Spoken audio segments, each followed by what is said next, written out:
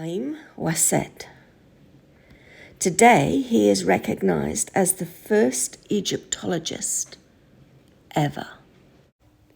He was highly educated and a very cultured man because he was raised as a prince, and he was admired and respected by his contemporaries for his achievements, both in the military and the priesthood. And he's known in our modern world as the first Egyptologist because of his contributions to preserving and studying ancient Egyptian monuments, the temples and the artifacts.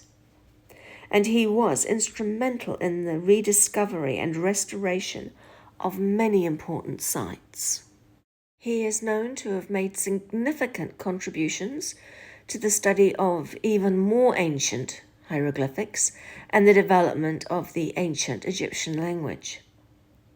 His role as high priest of Ptah gave him access to ancient knowledge and wisdom that enabled him to find things that others could not.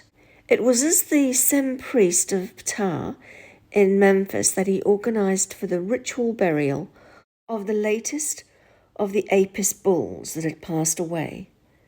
The bull was interred at the Serapeum, but according to modern-day archaeologists, it was a small tomb-like version of what exists today, and they believe that after the death of that particular Apis bull and the following one, he took it upon himself to create the Serapeum as we know it today.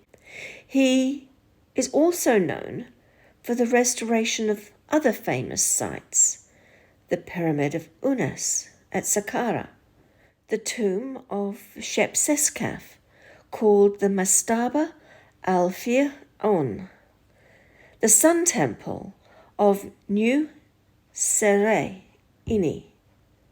the Pyramid of Sahure, the Pyramid of Djoser, and the Pyramid of Usakaf.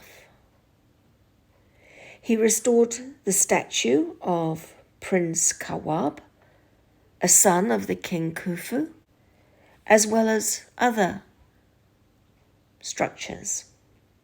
Just to put it into perspective, we're talking almost 2,000 years between King Nama and Ramses the Great, which is when our Egyptologist friend was active, and about 1,400 years between the time of Khufu and our Egyptologist.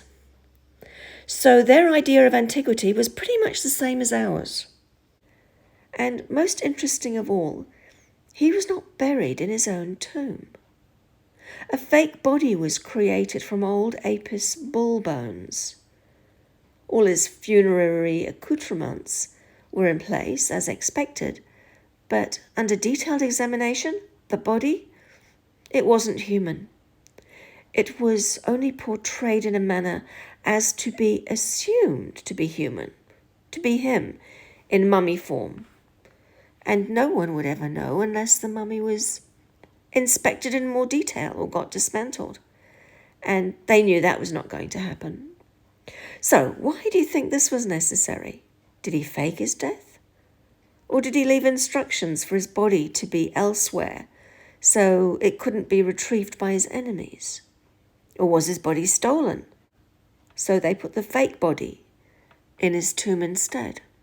So this fake body even had the genuine gold death mask on it. Not a good-looking death mask, I must admit, especially considering the statues of him.